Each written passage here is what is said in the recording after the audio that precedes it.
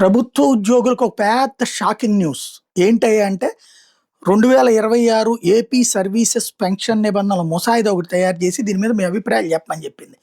ఏమనయ్యా అంటే 33 years service పూర్తయిపోతే appoint చేసినటువంటి ప్రభుత్వానికి పీకేసే అధికారం ఉందట.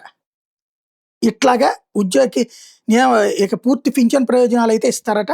33 ఏళ్ల సర్వీస్ పూర్తయ్యే కాలానికి 3 నెలల ముందు ఉద్యోగికి నియామక అధికారి నోటీస్ ఇచ్చి, నోటీస్ ఇవ్వని పక్షంలో ఆ 3 నెలలకు కూడా సమానమైన జీతభత్యాలు చెల్లించి, పెన్షన్ కమ్యూటేషన్ నిబంధనల ప్రకారం తన పదవి విరమణ పింఛన్లో కొంత భాగాన్ని నగదుగా మార్చుకునే వెసులుబాటు ఉద్యోగికి ఇచ్చి, ఆంధ్రప్రదేశ్ సివిల్ సర్వీసెస్ పెన్షన్ నిబంధనలు ఇదే అట్లా చేసేసి వాళ్ళని తీసి రిజైన్ చేయించవచ్చు. అంటే బలవంతంగా ఉద్యోగం తీసేసి నీకు బెనిఫిట్స్ ఇచ్చి పంపిస్తాం, ప్యాకేజ్ ఇచ్చి పంపిస్తాం, దీని మీద నీ అభిప్రాయం ఏంటో చెప్పందట. ఈ నెల 4న విడుదల చేసిందంటే ముసాయిదా. దీని మీద గుర్తింపు పొందిన ఉద్యోగ సంఘాల నుంచి అభిప్రాయాలు, సూచనలు ఆహ్వానించింది. ఈ నెల 20 లోపు లిఖితపూర్వకంగా అభిప్రాయాలు అందించాలని కోరింది. ఇప్పటిదాకా ఉన్న ఏపీ రివైజ్డ్ పెన్షన్ రూల్స్ 1980 స్థానంలో దీన్ని తీసుకొచ్చింది. ఈ ముసాయిదాను ఆర్థిక శాఖ రూపొందించి మొత్తం 98 పేజీల ముసాయిదాలు ప్రస్తుత నిబంధనలు వాటి స్థానంలో తీసుకొచ్చిన నిబంధనలు వివరించింది. గరిష్ట సర్వీస్ 33 ఏళ్ల తర్వాత పదవి విరమణ చేయించే నిబంధన మీద స్పష్టత లేకపోవడంతో ఉద్యోగ సంఘాలు ఆందోళన వ్యక్తం చేస్తున్నాయట. దీని మీద ప్రభుత్వానికి విజ్ఞప్తులు అందించేందుకు సిద్ధమైనయట.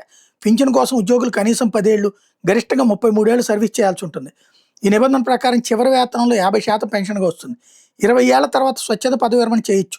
వాళ్ళకి సర్వీస్ ఆధారంగా పెన్షన్ నిర్ణయిస్తారు. ఉద్యోగులే కోరుతున్నారట, అందుకోసం ఈ పని చేస్తున్నామని చెప్తోంది.